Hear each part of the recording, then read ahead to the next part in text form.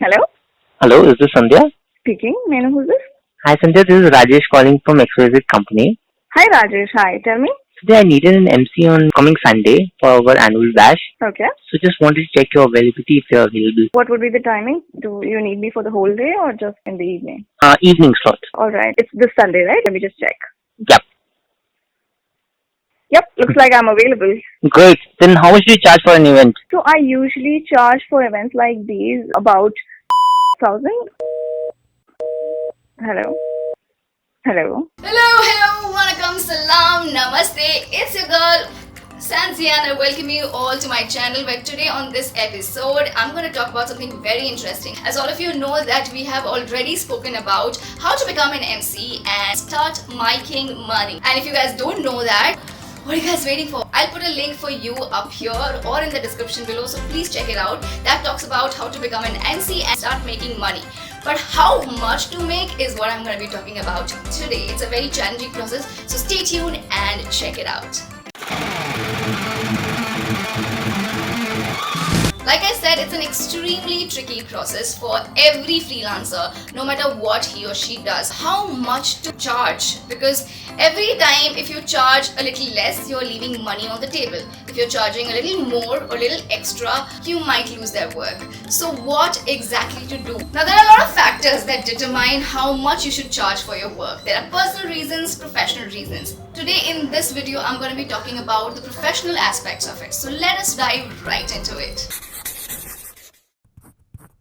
Now this one is very common yet the most important point, and it applies to any field of work, especially if that field of work is foreign to you, if you don't have any connections, if you don't have anybody to give you a proper guidance. So do a thorough research. There is internet these days which gives you so much exposure and it actually answers a lot of your questions. So go check it out on internet. If you're really passionate about getting into a profession, I'm sure you would be following people who are into this field on the social media pages. You can always ping them. There are people who are available for help all the time. So ask them how much a beginner like you should be charging. There are various factors that you need to consider yet again to set a price for yourself or your talent or just about anything. You need to consider the geographic area, the place that you come from, how much do people charge over there, in and around, what are your skill sets, what is your potential, how well is your command over the language, and various other things. Do a thorough research and come to a middle ground, that sweet spot where you know that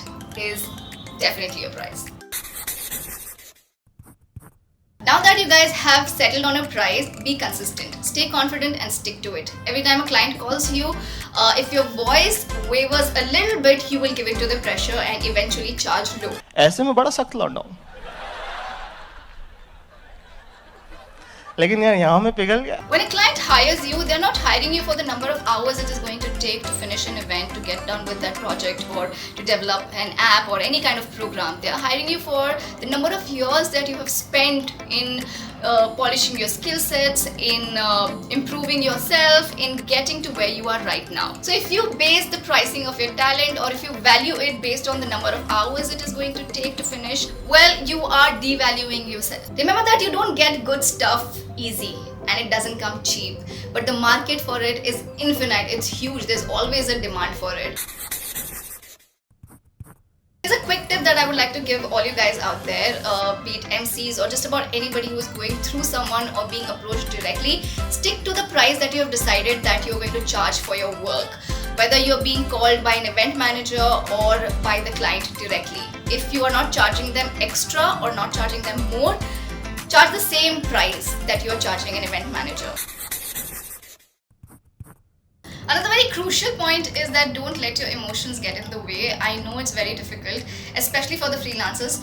What happens is that when you change your passion into profession, we love our work so much that sometimes we want to take up that event, we want to do that work because it's nice, it's challenging. You'll get a chance to showcase your capabilities and versatility, or various other reasons. You're just attached to your work. You love doing it so much that you end up doing it for free or just charge low. My nigga, you cannot do that. That's not okay. If there's any nagging voice in your head, shut it off.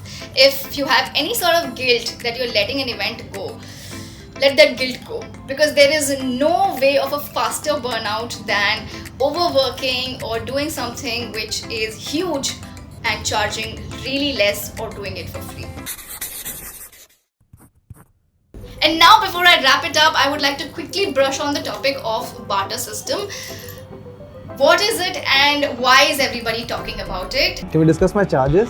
Actually, we can't pay you, but we have 20,000 followers on Instagram. Think of the exposure that you will get. Like, money is secondary. For you to understand what barter system is, I need you to understand the barter system is not working for free. It is not working without a wage or working without payment. It's not working for exposure. Barter system works when two people are mutually being benefited. And barter system basically is not wrong. Everybody does it. Big brands give out free product samples.